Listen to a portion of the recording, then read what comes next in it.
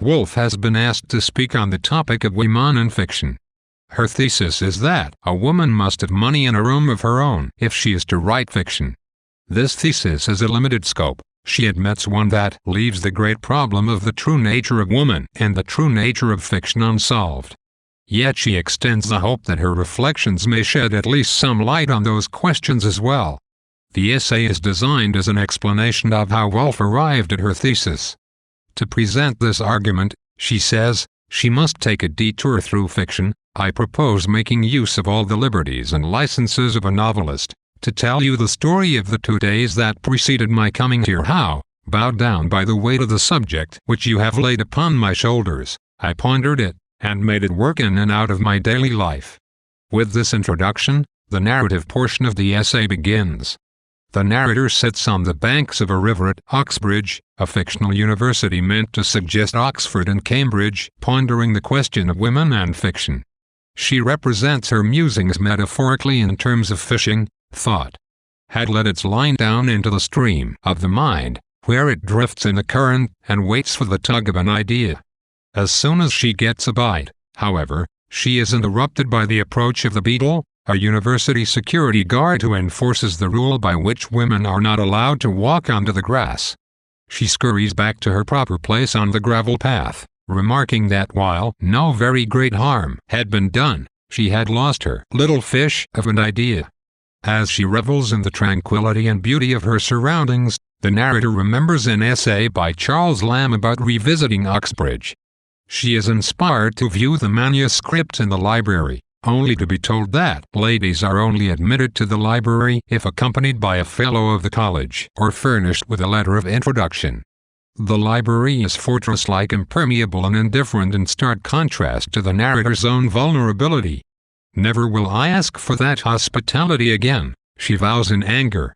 Distracted by the sound of organ music, she watches as a cross-section of the university population assembles for a service in the chapel. She is struck by the insularity of the academic setting, seeing the university as a kind of laboratory or museum, and its inhabitants as odd specimens who have no place in regular life.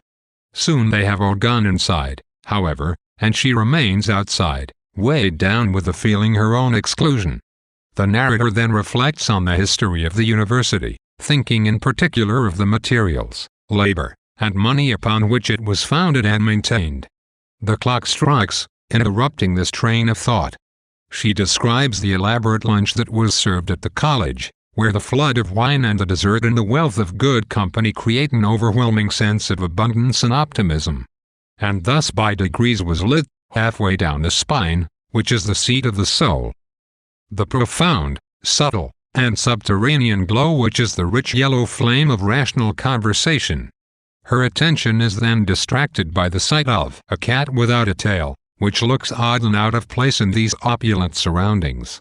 The sight of that abrupt and truncated animal prompts her to a sense that something is lacking in the lunchtime atmosphere and conversation. To answer the question of that lack, the narrator shifts the scene to a similar luncheon party, before the war, in similar rooms but different.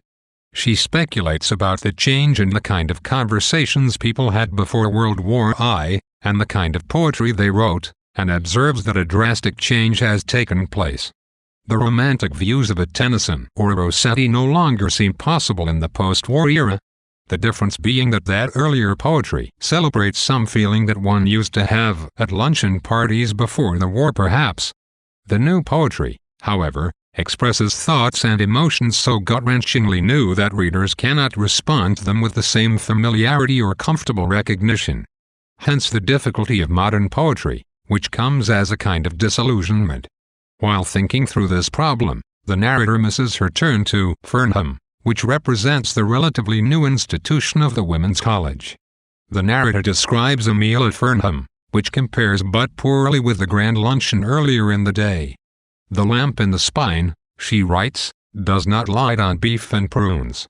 Everything looks slightly less hopeful from this perspective, and we see that with reduced privilege comes a corresponding atrophy of one's sense of power and possibility. That is the dubious and qualifying state of mind that beef and prunes at the end of the day's work breed between them. Conversation is gossipy rather than profound, and the narrator retires to the room of her friend Mary Seton with a vague feeling of discontent. They discuss the founding of the Women's College, which involved an arduous and often discouraging effort to raise sufficient financial and political support. The picture contrasts sharply with the history of male universities, which have been continually and generously supported for centuries.